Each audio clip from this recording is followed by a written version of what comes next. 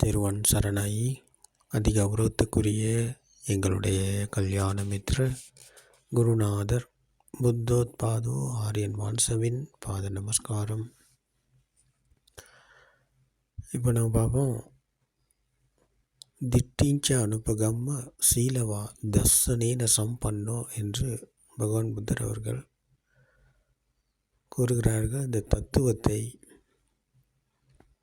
இந்த தத்துவத்தை தான் பகவான் புத்தர் அவர்கள் உலகத்துக்கு போதனை செய்கிறார்கள். திட்டிஞ்ச அனுபகம்ம சீலவா தர்சனேன சம்பன்னோ என்று இந்த தர்சன என்கிற இந்த தத்துவத்தை தான் உலகத்துக்கு போதனை செய்கிறார்கள் பகவான் புத்தர் அவர்கள். இந்த தத்துவம் பகவான் புத்தர் அவர்கள் கூறிய இந்த உலகத்துக்கு போதனை செய்த தத்துவம் என்ன? இந்த தத்துவம் பற்றி தெரிந்து கொள்பவர் சத்திய ஞானம் அடைவார். அப்போ அவருக்கு உலகம் உண்மையாகாது. இந்த தத்துவம் பற்றி தெரிந்து கொள்ளாதவர் அவர் சத்திய ஞானம் அடைய மாட்டார். அவருக்கு உலகம் உண்மையாக இருக்கும். அப்போ அவருக்கு உலகம் உண்மையாக இருக்கும்போது அவர் உலகத்தில் பிறந்து இறந்து அவருடைய பயணம் மேற்கொள்ளப்பட்டு போய்கொண்டிருக்கும். ஆனால் பகவான் புத்தர் அவர்கள் கூறிய இந்த தத்துவம் தெரிந்து கொள்பவர் சத்திய ஞானம் அடைவார். சத்திய ஞானம் அடைந்தவருக்கு உலகம் உண்மையாகாது. அவர் பகவான் புத்தர் சென்ற வழியில் சென்று நிர்வாணம் அடைவார் என்று பகவான் புத்தர் அவர்கள் இந்த தத்துவத்தை தான் போதனை செய்தார்கள்.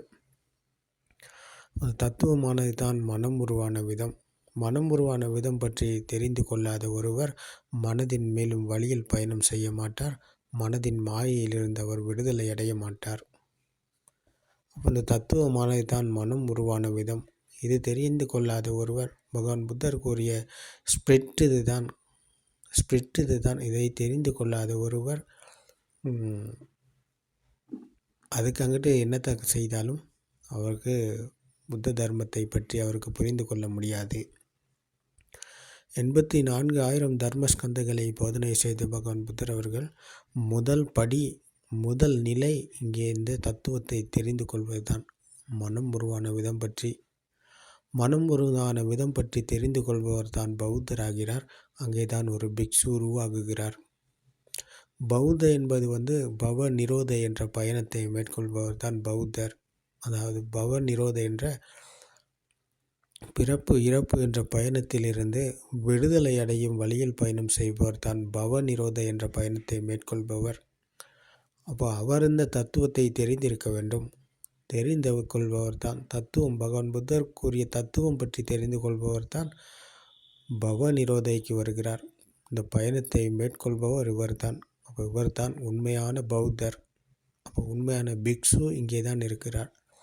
அப்போ இந்த பகவான் புத்தர் அவர்கள் புத்த சுபாவத்தை அடைந்து புத்த நிலையை அடைந்து கயாசேஷி போதி முலையில் இந்த படிச்ச சமுப்பாது என்ற மனம் உருவான விதம் பற்றி தெரிந்து புரிந்து பிரத்யக்ஷம் அடைந்த நிலையில் புத்த சுபாவத்தை அடைந்து இந்த தர்மத்தை போதனை செய்ய, சத்தியத்தை போதனை செய்ய 5 நண்பர்களை தேடி வருகிறார்கள்.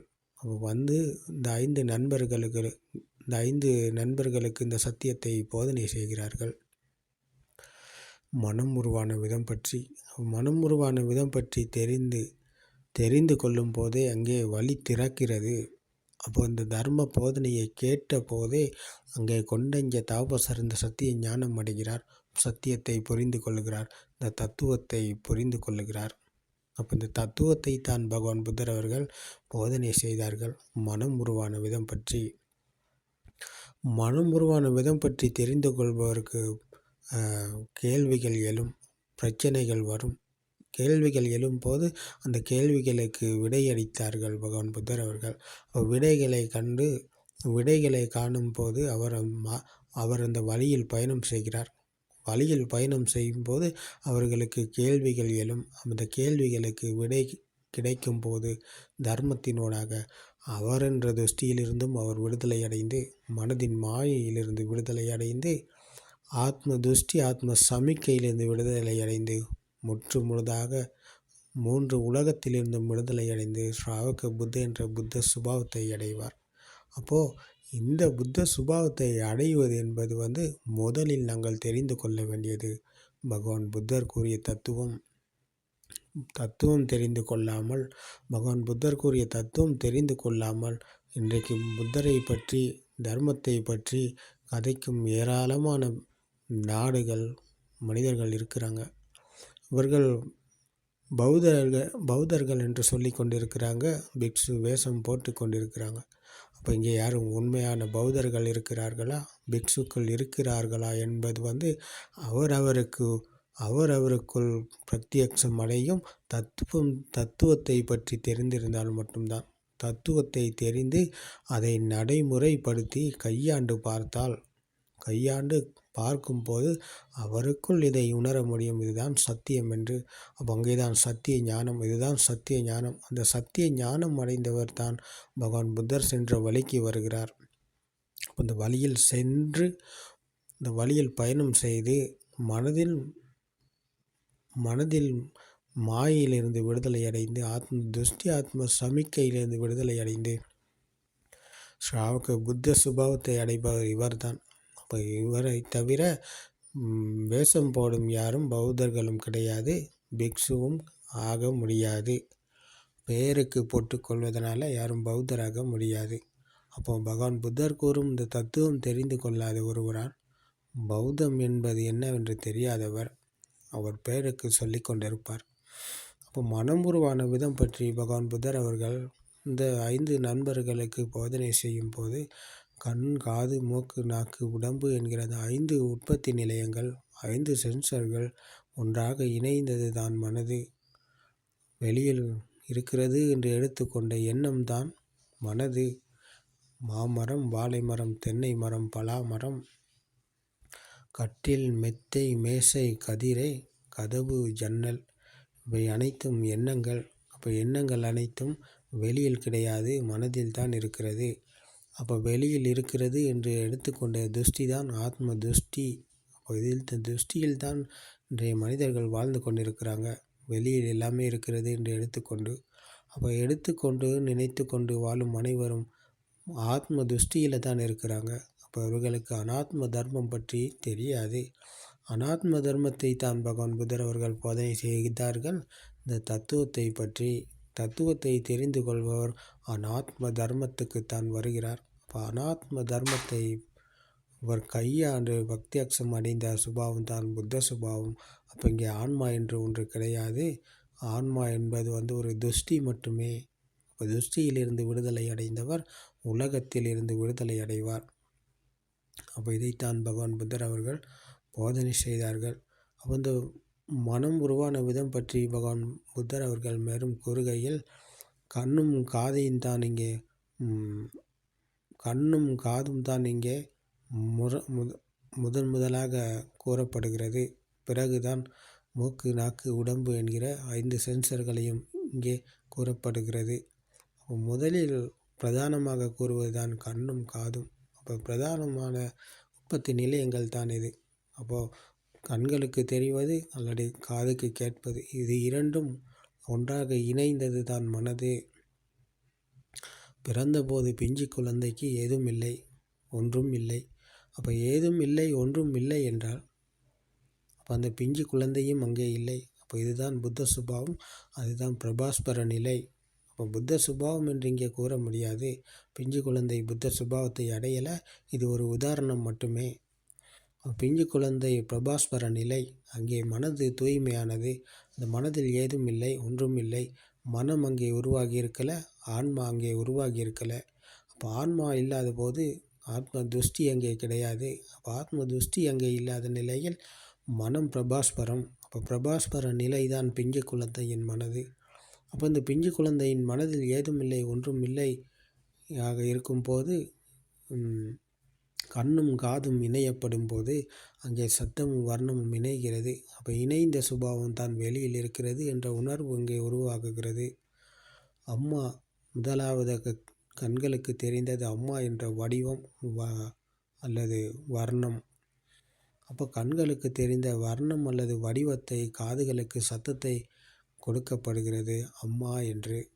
அம்மா என்ற சத்தம் இங்கே கொடுக்கப்படும்போது அந்த சத்தமும் வர்ணமும் இணைகிறது. அப்போ இணையப்படும்போது அந்த உணர்வு ஒன்று உருவாகுகிறது. இங்கே அம்மா இருக்கிறார் என்று அம்மா என்ற உணர்வு இங்கே உருவாகுகிறது அந்த பிஞ்சு குழந்தைக்கு. அப்போ இந்த உணர்வு தான் ஆத்ம துஷ்டி. இப்போ இந்த ஆத்ம துஷ்டியில் தான் இன்றைக்கு மனிதர்கள் எல்லாருமே வாழ்ந்து கொண்டிருக்கிறாங்க. யாரை பார்த்தாலும், எவரை பார்த்தாலும், எந்த மதத்தினை எடுத்து பார்த்தாலும் அவருக்கு ஒரு உணர்வு இருக்கிறது. என்னவென்றால் உலகம் இருக்கிறது, எல்லாமே இருக்கிறது என்ற உணர்வில் அவர் இருக்கிறார். அந்த உணர்வு தான் ஆத்ம துஷ்டி. அந்த ஆத்ம துஷ்டியில் தான் மனிதர்கள் எல்லாருமே வாழ்ந்து கொண்டிருக்கிறாங்க. ஆனால் இந்த சத்திய தர்மத்தை கேட்டு தெரிந்து புரிந்து கொள்பவர், பகவான் புத்தர் கூறிய இந்த தத்துவத்தை தெரிந்து கொள்பவர் மனதின் மாயையை புரிந்து கொள்கிறார். அப்போ மனம் உருவான விதம் பற்றி அவர், ஆன்மா உருவான விதம் பற்றி அவர் தெரிந்து கொள்கிறார் இந்த சத்திய தர்மத்தினூடாக, பகவான் புத்தரின் தத்துவத்தினூடாக. அப்போ இதை தெரிந்து கொள்ளும் போது அவருக்கு மனதின் மாயை விளங்கத் தொடங்குகிறது. அப்போ மனம் உருவான விதம் பற்றி அவர் தெரிந்து கொள்ளும் போது அப்போ மனதில் தான் எல்லாமே இருக்கிறது. ஆன்மா என்ற துஷ்டி ஒன்று இங்கே இல்லை. நாங்கள் எல்லாமே நினைத்து கொண்டிருக்கிறோம். வெளியில் இருக்கிறது என்ற உணர்வில் இருக்கிறோம். அந்த உணர்விலிருந்து விடுதலை அடைகிறார் இந்த சத்திய ஞானத்தை அடையும் போது. அப்போ வெளி உலகத்திலிருந்து விடுதலை அடைந்தவர் அந்த இருக்கிறது என்ற உணர்விலிருந்து அவர் விடுதலை அடைகிறார். அப்போ உணர்வு அற்ற நிலையை அவர் அடைகிறார். அப்போ இதுதான் சத்திய ஞானம். அப்போ வெளி உலகத்திலிருந்து விடுதலை அடைந்த போது மாமரம், வாழை மரம், தென்னை மரம், பலாமரம், கட்டில், மெத்தை, மேசை, கதிரை, கதவு, ஜன்னல் இவைகளுக்கு உள்ள அந்த மனதில் எரிந்து கொண்டிருந்த தீ இங்கே அணையப்படுகிறது. வெளியில் இருக்கிறது என்று எடுத்துக்கொண்டு இருந்த அதற்கு பெருமதியும் மதிப்பும் எங்களுடைய மனதில் இருந்து கொண்டிருந்தது. அந்த பெருமதியும் மதிப்பும் தான் அந்த உணர்வுக்கு காரணம். உணர்வு வெளியில் இருக்கிறது என்ற உணர்வில் மனிதன் வாழ்கிறார். அதற்கு ஒரு பெருமதியும் மதிப்பும் இருக்கிறது. மாமரம் இருக்கும்போது அதற்கு ஒரு பெருமதியும் மதிப்பும் இருக்கிறது. மாமரத்துக்கு பெருமதியும் மதிப்பும் இருக்கிறது இல்லை, எங்களுடைய மனதில் தான் இருக்கிறது. உதாரணமாக நாங்கள் இன்றைக்கி சொல்கிறோம் 5000 ரூபாய் நோட்டு இருக்குது. அப்போ 5000 ரூபாய் நோட்டு அதுக்கு ஒரு பெருமதியும் மதிப்பும் இருக்குது. அதே அரசாங்கத்தில் சொல்லிட்டாங்கன்னு வைப்போமே, இந்த 5000 நோட்டை இன்னையோட இது கேன்சல் ஆகுது, இதை ரத்து பண்ணுறோம் அப்படின்ட்டு ஒரு அறிக்கையை கொடுத்துட்டாங்க அரசாங்கம் மூலியம். அப்போது அடுத்த நாள்லேருந்து அந்த 5000 நோட்டை நாங்கள் பாவிக்க முடியாது, அதை கொடுத்து எதுவும் வாங்க முடியாது, அதை செலவு பண்ண முடியாது. அப்போ அது வெறும் வெற்று காகிதம் மட்டுமே ஆகிவிடும். அப்போது அந்த 5000 ரூபாய் நோட்டு என்பது வெறும் ஒரு சத்தமும் வர்ணமும் இணையப்பட்டது தான். கைகளுக்கு ஒரு பேப்பர் மட்டும்தான் பிடிச்சு பார்த்தா, கண்களுக்கு ஒரு வர்ணம் வடிவம். அப்போ இது இரண்டும் இணைந்தது தான் 5000. அப்போ 5000 ரூபாய் நோட்டு என்பது அதனுடைய பெருமதி இருந்தது 5000 ரூபாய் நோட்டில் அல்ல, எங்களுடைய மனதில். அப்போ மனதில் இருந்த பெருமதியும் அதனுடைய மதிப்பும் தான் இந்த மனதில் நாங்கள் இதை தான் மெயின்டைன் பண்ணி போய்கிட்டு இருக்கோம். இதுதான் நல்லது கெட்டது, இன்பம் துன்பம், லாபம் நஷ்டம், புகழ்ச்சி இகழ்ச்சி என்ற 2 உச்சக்கட்டங்கள் இங்கே தான் இருக்கிறது. அப்போ 5000 ரூபாய் நோட்டில் இருக்குது பெருமதி, எங்களுடைய மனதில் தான் பெருமதி என்பது இருக்கிறது. அப்போ அந்த 5000 ரூபாய் நோட்டுக்குள்ளே அதை ரத்து பண்ணிட்டாங்கன்னு சொன்னால், அப்போ அதுக்குள்ளே பெருமதி எங்கே போனது? அப்போ 5000 ரூபாயில் நோட்டு அதில் உள்ள மதிப்பு இல்லாமல் போகுது. அப்போ மதிப்பு இல்லாமல் போனது அந்த வெளியில் உள்ளதில் கிடையாது, மனதில் நாங்கள் சேமித்து வைத்து கொண்டிருந்த எண்ணங்களிலிருந்து தான் அந்த பெருமதியும் மதிப்பும் குறையப்படுகிறது, அழியப்படுகிறது. அப்போ இதே போலத்தான் பகவான் புத்தர் அவர்கள் கூறுகிறார்கள், நாங்கள் நினைத்து கொண்டிருப்பது அனைத்தும் உண்மை அல்ல, கற்பனை, எல்லாமே மனதில் தான் இருக்கிறது. அப்போ மனதில் இருக்கிறது என்ற சத்தியத்தை உணரும் போது அப்போ வெளியில் இருக்கின்ற பெருமதியும் மதிப்பும் குறையப்படுகிறது, அழிந்து போகிறது. கரைந்து போகிறது. அப்போ மாமரம் இருக்கிறது என்று எடுத்துக்கொண்டு வாழ்ந்தவருக்கு மாமரம் என்பது வெளியில் கிடையாது, மனதில் தான் இருக்கிறது. அப்போது இது சத்தமும் வர்ணமும் இணைந்த ஒரு எண்ணம் மட்டும்தான். அப்போ மனதில் தான் இருக்கிறது என்ற சத்தியத்தை புரிந்து கொள்பவர் அப்போ அந்த மாமரத்திலிருந்து விடுதலை அடைகிறார். அப்போ மாமரத்தின் மீது இருந்த விருப்பு வெறுப்பு, நல்லது கெட்டது, இன்பம் துன்பம், லாபம் நஷ்டம், புகழ்ச்சி இகழ்ச்சி என்ற 2 உச்சக்கட்டங்களிலிருந்தும் அவர் விடுதலை அடைகிறார். அவர் அந்த அவருடைய மனதில் இருந்து அந்த பெருமதியும் மதிப்பும் தான் இங்கே அழிந்து போகிறது. அப்போ மாமரத்துக்கு உள்ள பெருமதியும் மதிப்பும் அழிந்து போனதன் பிறகு அவருக்கு மாமரம் இருந்தாலும் ஒன்று தான், இல்லை என்றாலும் ஒன்று தான்.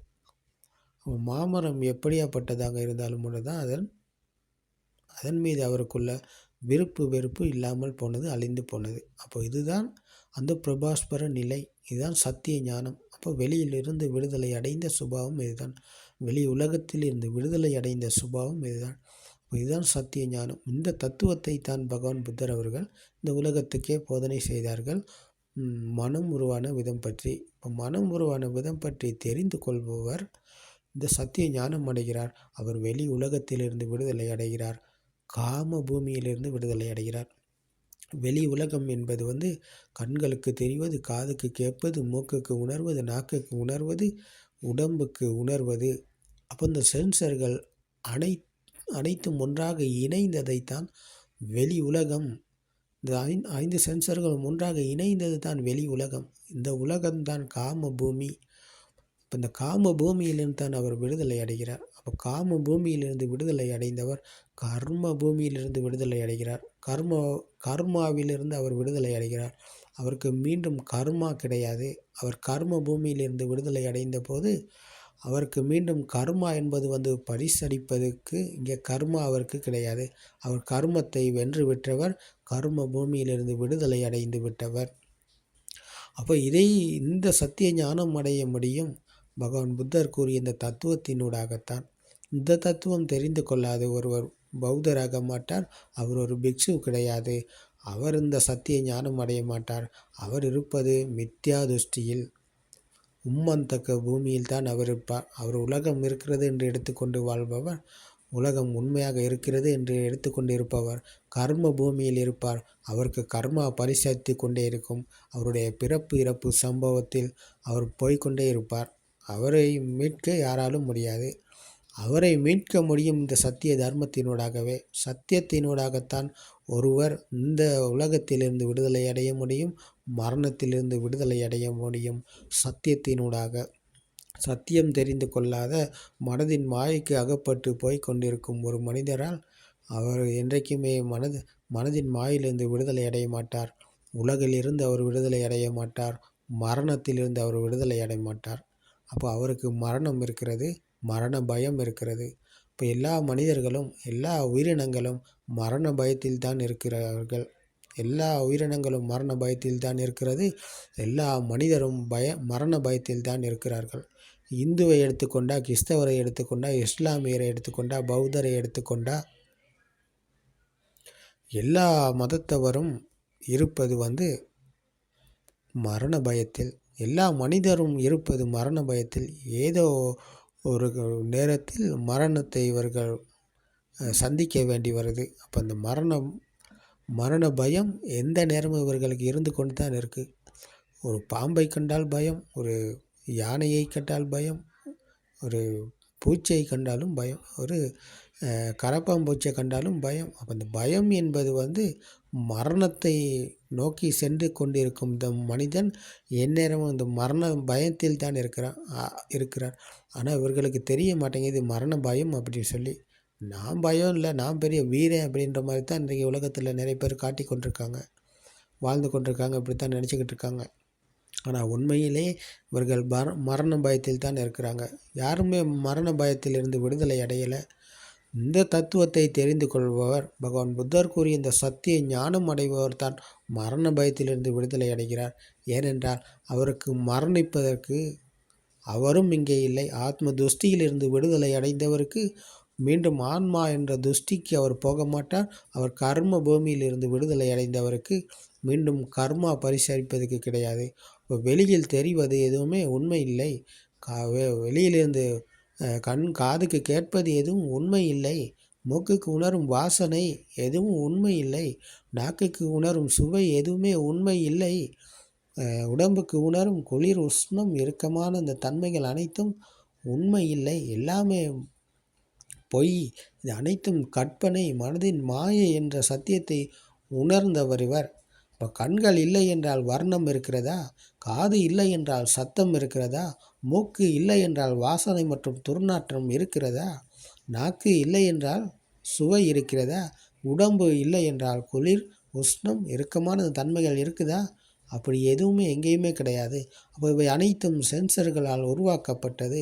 கண்களுக்கு தெரிவதை நான் பார்க்கிறேன், எனக்கு தெரியுது அப்படின்னு சொல்லி நாங்கள் நினச்சிக்கிட்டு அதை பெற்றுக்கொள்ள, அதை அடைய, அதை தன் வசப்படுத்தி கொள்ளன்னு சொல்லி இன்றைக்கி ஓடுகிறோம், முடிவில்லாமல் ஓடுகிறோம். இப்போ இதுதான் மனிதனுடைய வாழ்க்கை. மூடத்தனமான வாழ்க்கை, முட்டாளான வாழ்க்கை இதுதான். அப்போ இப்படித்தான் மனிதன் வாழ்ந்து கொண்டிருக்கிறான். காதுக்கு கேட்பது எனக்குத்தான் கேட்குது, அப்போ நான் இதை அனுபவிக்கிறேன், இதை பெற்றுக்கொள்ள, இதை அடைய, இதை தன் வசப்படுத்தி கொள்ள என்று ஓடுகிறார், முடிவில்லாமல் ஓடுகிறார். அதேபோல் நாக்குக்கு உணரும் சுவையை நான் தான் அனுபவிக்கிறேன். அப்போ இதை அனுபவிக்க, இதை இன்னும் மேலும் அனுபவிக்க இதை போகிறார், முடிவில்லாமல் போகிறார். அப்போ இது அனைத்தும் சென்சர்களால் உருவாக்கப்பட்டது. இது உருவாக்கப்பட்டது அனைத்தும் மனதின் மாயை, கற்பனை. இவை எங்கேயும் இருப்பது கிடையாது என்ற சத்தியத்தை புரிந்து உணர்ந்தவருக்கு இவை அனைத்தும் சென்சர்களால் உருவாக்கப்பட்டதை தவிர இங்கே நான் என்று ஒருத்தர் இல்லை. அப்போ வெளியில் ஏதும் இல்லாத போது, மாமரம் வெளியில் இல்லை என்றால் நானும் இங்கே இல்லை. அப்போ பிஞ்சு குழந்தைக்கு உலகம் ஒன்று இல்லாத போது அங்கே பிஞ்சு குழந்தையும் இல்லை. அப்போது இந்த கண்ணும் காதும் இணைந்த போது, சத்தமும் வர்ணமும் இணைந்த போது வெளியில் இருக்கிறது என்ற உணர்வு ஒன்று உருவானது அந்த பிஞ்சு குழந்தைக்கு. அந்த உணர்வு தான் ஆத்ம துஷ்டி. ஆத்ம துஷ்டியில் தான் இன்றைக்கு உலகம் உருவாகி இருக்கிறது. இன்றைக்கு பெரிய மனிதனுக்கு எல்லாமே இருக்குது. பெரிய ஆளுக்கு இன்றைக்கி எல்லாமே, பிஞ்சு குழந்தைக்கு எதுவுமே இல்லாட்டியும் பெரியவராகும் போது அவருக்கு உலகத்தில் எல்லாமே இருக்குது. இப்போ இருப்பது எல்லாமே ஆத்ம துஷ்டியில் உருவானது தான். அப்போ ஆத்ம துஷ்டியில் தான் அந்த மனிதர் இன்றைக்கு வாழ்ந்து கொண்டிருக்கிறார். அப்போது ஆத்ம துஷ்டியில் இருக்கும்போது இவர் அந்த உணர்வில் தான் இருக்கிறார். வெளியில் இருக்கிறது என்ற உணர்வில் அவர் இறுகி தவித்து கொண்டிருக்கிறார், பிடித்து கொண்டிருக்கிறார். இதுதான் மித்யா துஷ்டி, இதுதான் சக்காய துஷ்டி. அப்போ அந்த சக்காய துஷ்டி என்கிற மித்யா துஷ்டியில் தான் மனிதன் வாழ்ந்து கொண்டிருக்கிறார். அப்போ அவருக்கு உலகம் உண்மையாக இருக்கிறது. அப்போ உலகம் உண்மையாக இருக்கும்போது அப்போது நானும் இருக்கிறேன், வெளியில் இருக்கும்போது நானும் இருக்கிறேன். அப்போ நான் என்பது இந்த உடம்பு கிடையாது. பகவான் புத்தர் அவர்கள் கூறுகிறார்கள், நான் என்பது இந்த உடம்பு கிடையாது. உடம்பில் எந்த ஒரு பார்ட்ஸும் என்னுடையதென்று இங்கே ஒன்று இல்லை. அப்போ நான், எனது, என்னுடைய ஆன்மா என்பது வெளியில் இருக்கிறது என்று எடுத்துக்கொண்ட மாமரம் வெளியில் இருக்கிறது என்று எடுத்துக்கொண்ட துஷ்டி தான் நான். அந்த எண்ணம் தான் நான், அதுதான் எனது, அது என்னுடைய ஆன்மா. ஏதம் மம ஏசோ அமஸ்மிங் ஏசோமே அத்தா, நான், எனது, என்னுடைய ஆன்மா. அப்போ மாமரம் இருக்கிறது என்று எடுத்துக்கொண்ட எண்ணத்தில் நான் இருக்கிறேன், அது எனதானது, அது தான் என்னுடைய ஆன்மா. அப்போ இதுதான் பகவான் புத்தர் கூறிய இந்த தத்துவம். அப்போ இந்த மனம் உருவான விதம் பற்றி தெரிந்து கொள்பவர் தான் இதை புரிந்து கொள்கிறார். புரிந்து கொண்டவருக்கு மீண்டும் மாமரம் உண்மையாகாது. அப்போ நேதம் மம நேசோ அமஸ்மிங் நேசோமே அத்தா என்ற நான் இல்லை, எனதில்லை, என்னுடைய ஆன்மா என்று இங்கே ஒன்று இல்லை என்ற சத்தியத்தை புரிந்து உணர்கிறார் அவர். அப்போ அந்த உணர்வுக்குள் விழித்து கொண்ட போது சத்திய ஞானத்துக்குள் அவர் விழித்து கொள்ளுகிறார். அப்போ எண்ணங்களிலிருந்து விடுதலை அடைந்த சுபாவத்தோடு அவர் பயணம் செய்ய தொடங்குகிறார். மனம் உருவான விதம் பற்றி தெரிந்து கொள்பவர் சத்திய ஞானத்தில் விழித்து கொள்ளுகிறார்.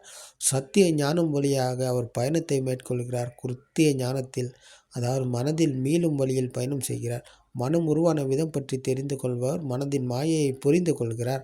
அப்போ மனதின் மாயை புரிந்து கொள்பவர் மனதின் மாயையிலிருந்து விடுதலை அடையும் வழியில் பயணம் செய்கிறார். அதுதான் குருத்திய ஞானம். அந்த பயணத்தை மேற்கொள்வது தான் பகவான் புத்தர் சென்ற வழி என்று நாங்கள் இங்கே கூறியது.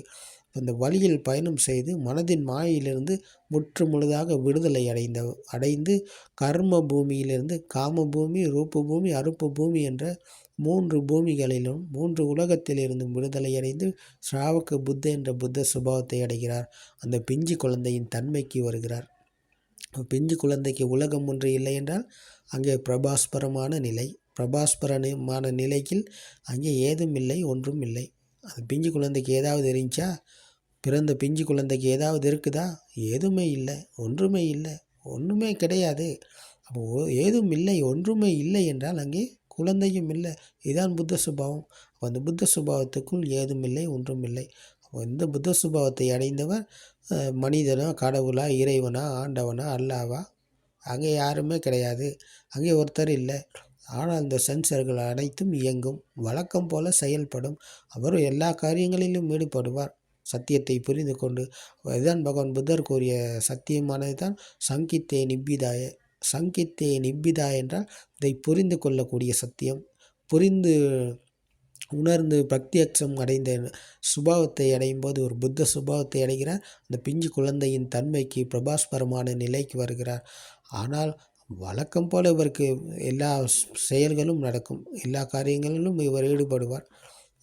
ஒரு வீட்டில் இருந்தால் ஒரு இல்லத்து மனிதனாக இருந்தால் ஒரு தகப்பனாக இருக்கலாம், ஒரு தாயாக இருக்கலாம், ஒரு கணவன் மனைவியாக இருக்கலாம், அப்படி இல்லாட்டி ஒரு மாணவனாக இருக்கலாம், அப்படி இல்லாட்டி ஒரு சிறு வயது 7 வயது குழந்தைக்கும் இந்த சத்திய ஞானம் அடைய முடியும். அப்போ இது புத்த காலத்தில் இப்படி ஆனவர்கள் இருந்திருக்காங்க. பகவான் புத்த சுபாவத்தை அடையும் போல சித்தார்த்தர் அவரின் பிள்ளை 7 வயது ராகுல என்ற 7 வயது சிறுவர் 7 வயதிலேயே சத்திய ஞானம் அடைகிறார். அப்போ பகவான் புத்தர் அவர்கள் புத்த சுபாவத்தை அடைந்து தன்னுடைய மகனுக்கு சீதனமாக கொடுத்த இந்த சத்தியத்தை தான், இந்த சத்தியத்தை பெற்றுக்கொள்ளுங்கள் என்று பகவான் புத்தர் அவர்கள் வழங்கிய இந்த சத்திய தர்மத்தை, இந்த தத்துவத்தை தான் கூறினார்களே தவிர வேறு எதையுமே கொடுக்கல. அப்போது அந்த அளவுக்கு இது காம்பீரம். இந்த சத்திய ஞானம் அடையாத ஒருவர் அவருடைய பிறப்பு இறப்பு என்ற பயணத்தை மேற்கொண்டு போய்கொண்டே இருப்பார். அவருக்கு எந்த நாளும் இருப்பது துன்பம் மட்டுமே. ஆழ்கடல் துன்பத்தில் தான் அவர் மூழ்கி போய் கிடக்கிறார். அவருக்கு விடுதலை கிடையாது. ஆனால் பகவான் புத்தரின் சத்தியத்தை தெரிந்து புரிந்து உணர்ந்து பிரத்யக்ஷம் அடைந்தவர் சத்திய ஞானத்தின் வழியாக சத்திய ஞானம் அடைந்து கிருத்திய ஞானம் வழியாக பயணம் செய்து கிருத்த ஞானத்தில் அவர் நிர்வாணம் அடைவார் என்று பகவான் புத்தர் அவர்கள் கூறுகிறார்கள். இப்போ இதே போல் விசாகாவா என்ற 7 வயது சிறுமி இந்த சத்திய ஞானம் அடைந்தார்கள். இது விசாகா என்பது ஒரு பிக்ஷுனி கிடையாது. அவர் வீட்டில் வாழ்ந்த ஒரு சிறுமி, 7 வயது சிறுமி. இதே போல் ஏராளமான வீட்டில் வாழ்ந்தவர்கள். அங்குலிமாலை என்பவரும் பிக்ஷுவாகி இந்த சத்தியத்தை புரிந்து கொள்ளலை. அவர் ஏராளமான கொலைகளை செய்தவர். ஆயிரக்கணக்கான கொலைகளை செய்து கொன்று தீர்த்தவர். அப்போ அவருக்கும் இந்த சத்தியத்தை புரிந்து கர்ம பூமியிலிருந்து விடுதலை அடைய முடிந்தது. அவர் கர்ம பூமியிலிருந்து விடுதலை அடைந்தார். சத்திய ஞானம் அடைந்தவர் கர்ம பூமியிலிருந்து விடுதலை அடைவார். மீண்டும் அவருக்கு கர்மா பரிசளிப்பதற்கு இங்கே கர்ம பூமி கிடையாது. அப்போ அப்படியான கொலைகளை செய்தவர்களுக்கு கூட இந்த சத்திய தர்மத்தை தெரிந்து புரிந்து கொள்ள முடியும். அவர் சத்திய ஞானம் அடைய முடியும். அவர் எந்த ஜாதி, எந்த மதம், எந்த இனம், எந்த மொழி அதெல்லாம் எதுவுமே இங்கே கிடையாது. அவர் எப்படி நல்லவர் கெட்டவர் என்று இங்கே ஒன்று இல்லை. இவர் நல்லவர், இவருக்கு தான் இதை புரிஞ்சு கொள்ள முடியும். இவர் கெட்டவர், இவருக்கு சரி வராது அப்படின்னு சொல்லி இங்கே யாரையுமே ஒதுக்கி வைக்கலை பகவான் புத்தர் அவர்கள். எல்லாத்துக்குமே ஒரே சத்தியம், அனைவருக்குமே ஒரே சத்தியம். இந்த உலகத்தில் வாழும் 800 கோடி பேர் இன்றைக்கி இருக்கிறாங்கன்னு சொன்னால் அந்த 800 பேர்த்துக்கும் ஒரே சத்தியம். பகவான் புத்தர் கூறிய இந்த தத்துவம்தான் மனம் உருவான விதம் பற்றி தெரிந்து கொள்பவர் சத்திய ஞானம் அடைகிறார். சத்திய ஞானம் அடைந்தவருக்கு மீண்டும் கர்ம பூமி இல்லை. இவரைத்தான் பகவான் புத்தர் அவர்கள் கூறினார்கள் நியத்த சம்போதி பராயணாய் என்று. நியத்த சம்போதி பராயண என்றால் நிச்சயமாக நிர்வாணம் அடைவார். இவர்தான் நிச்சயமாக நிர்வாணம் அடைவார் என்று பகவான் புத்தர் அவர்கள் கூறுகிறார்கள். அப்போது இந்த சத்திய தர்மத்தை நீங்களும் கேட்டு தொடர்ந்து இதை உங்களுடைய வாழ்க்கையில் சத்தியத்தோடு இணைந்து செயல்பட்டால் சத்திய தர்மமும் நீங்களும் 2 கிடையாது, சத்தியமும் நீங்களும் ஒன்று தான். அப்போது நான் என்று இங்கே ஒருத்தர் கிடையாது, சத்தியம் மட்டுமே. இதுதான் சுபாவ தர்மம். இந்த சுபாவ தர்மத்தை தான் பகவான் புத்தர் அவர்கள் இந்த உலகத்துக்கு போதனை செய்தார்கள். அப்போ இதை தெரிந்து புரிந்து கொள்பவர் பிரத்யக்ஷம் அடைந்த நிலையில் அப்போ அவர் சுபாவ தர்மமும் அவரும் ஒன்றுதான், மரமும் அவரும் ஒன்றுதான், மலையும் அவரும் ஒன்றுதான், வெயிலும் அவரும் ஒன்றுதான், காற்றும் அவரும் ஒன்றுதான், எல்லாமே ஒன்றுதான். ஒரே சுபாவம், வன்னஸ் என்கிற புத்த சுபாவம். அந்த புத்த சுபாவத்தை அடைய இந்த சத்திய தர்மம் உங்களுக்கு துணையாக இருக்கும். திருவன் சரணாயி.